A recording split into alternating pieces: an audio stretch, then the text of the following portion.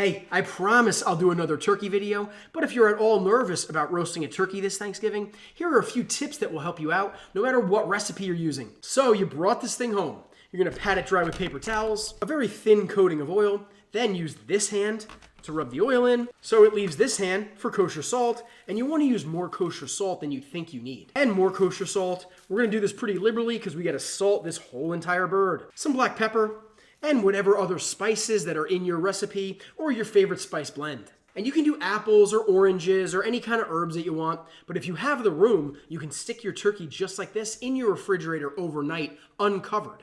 It will start to air dry in the refrigerator, and this can help give you a really nice crispy skin.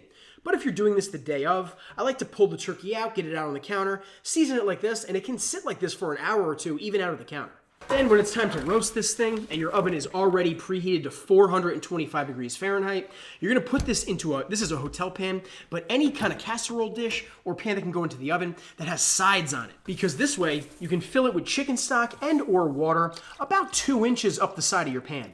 If you can't go 2 inches, you can only fit maybe 1 inch. You're gonna have to go in as this turkey roasts and just kind of refill this, make sure you have enough liquid in here. Then right into our stock, we're gonna give this a handful of garlic cloves and some sprigs of fresh thyme and fresh rosemary. Then if you have a probe thermometer like this one that can go into the oven with the turkey, you're gonna insert it into the thickest part of the turkey breast, making sure that where it reads the temperature from is inside that turkey breast.